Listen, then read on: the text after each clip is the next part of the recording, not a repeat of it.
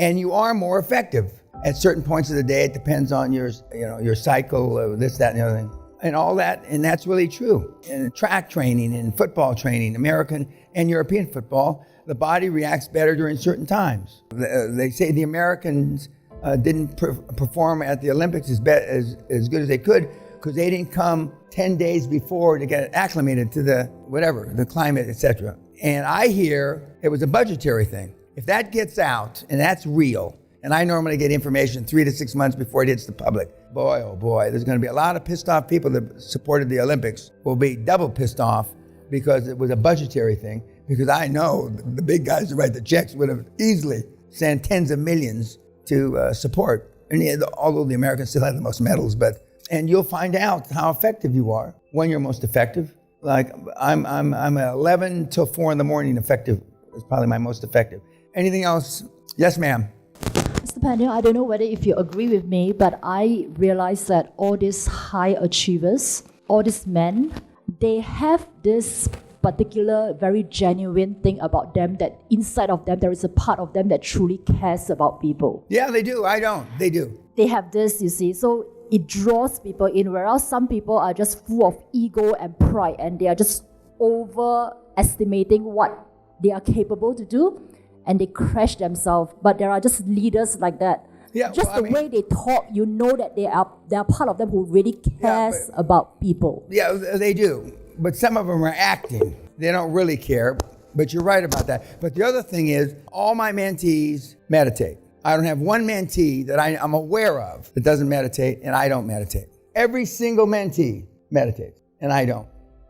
Well, I'm certainly full of myself, sweetheart. So, I mean, well, you can talk about me. I don't give a shit. You're not gonna hurt my feelings. You know, I eat people like you for before hors d'oeuvres. You know, I don't mean that in a sexual way. That's not what I meant. But I don't meditate, and everybody that I've ever trained that has become successful meditates. Now, see, I think people that meditate are weak. If I gotta sit and, are you shitting me? They would have cut my throat where I came from. Fuck you. That's a joke. Don't tell me you meditate or I'm gonna drop off the stage dead. I mean, you know. If he was meditating, here. Yeah. Last night at dinner, Sally said she heard every word you said at dinner. We were sitting across the fucking room. Just like you always say, I never had anyone tell me that. Yeah, exactly. Yeah. But if that at the Onassis group, they of course they used to say, and do whatever it takes. You know, I mean, some people have to meditate. That's fine. I don't. You know, I know a guy in the Vietnam War. Got killed meditating. He wasn't taking care of business, and some Vietnamese in a black pajamas came and slit his fucking throat. Now, I exaggerate. I don't know if he was going like this, but all I know is his throat got cut, and they broke through the line, and a bunch of people got hurt, and he had his shit out for meditation, you know. So, but that's not why I don't meditate. I don't meditate because I don't need it. I don't need it. But you meditate. I don't care how you put the numbers up for me, as long as it's legal, moral, and ethical. And morals and ethics swing in the wind, depending where you are in the world, okay? But you gotta be where a rule of law, and you can't get some little midget gangster lawyer from across the border fuck you for practice. Anything else, because I'm gonna answer your question when we're off of YouTube. We're gonna answer your question. Anything else you wanna talk about or ask questions about Thomas? But you've seen from the power guys like Marcus down to the mice, okay? And we haven't shown you all. I mean, I told one of the gals, we've got some tough ball-busting ladies that we didn't show you because it scares the men. You know, we got some strong gals. Margot is kind of in the middle. But Margot would certainly throw you under the bus. There's no question about that. And just because you don't come across tough, the gals aren't so boisterous tough, but they're tough. And they take tough actions. And whereas you're gonna break up with your girlfriend. Well, you're gonna fuck her one more night and then break up with her.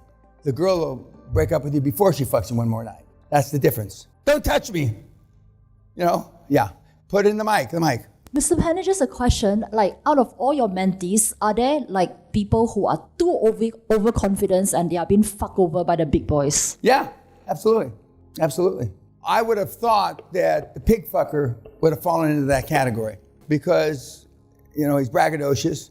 Congratulations, boy. I'm not taking anything away from you, kid. He's braggadocious, and a lot of braggadocious guys that flap their lips, that never get anything done, when they come up against the big boys, they get eaten alive. But he's at this level now. If he's still that braggadocious when he's at this level, you know, we'll see. But I've been talking shit for 50 years. I have not changed one bit, 50 years. And a lot of people thought I'd get rolled over by the Onassis people. They thought I'd get rolled over by the Jews in Israel. They thought I'd get rolled over. And I've eaten all of them for lunch. Some are easier to beat up than others. But most people that flap their lips and I'm the greatest can't perform. They're doing that because of an insecurity. I'm a lot of things, but I'm not fucking insecure. And I have always performed. You can't find anybody in the business world. Oh, Pena let me down. That, you know, I might not have been able to get it up the 25th time, but that's the closest I've come to letting anybody down. I mean, it's not in my DNA. It's not in my DNA. And when you have your first success, you know that when you say, what's the highest performance thing you've done? What's the highest performer, your significant other, your kids and your parents? When you can start filling those out that you've done shit, you won't talk the same, you won't walk the same, you won't dress the same. Because you won't be the same. Because, you know, I'm not looking for recognition or validation of the program. That's way past me. But what I am is that the program is easily accessible and it's easily accomplished by the average guy with no money. That's my goal before they put dirt on me. And that's a big if. And even though these guys, because I don't put these out on YouTube for a reason.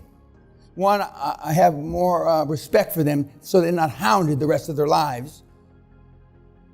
And the only real secret sauce is that you see these here and they're not out in the public. And these are real people. And we could just have the seminar from the first morning to right now, webinars of success stories. The whole fucking day. I mean, but they say, after a while, you know, the same story, almost the same words, just different people. And, but Thomas is last because he's my hammer closer. You know, Dan Loke used to be big fucking hitter. You know, we got a lot of them because the shit works. It does. Okay, YouTube, goodbye. Thank you very much. Now I want to answer your question.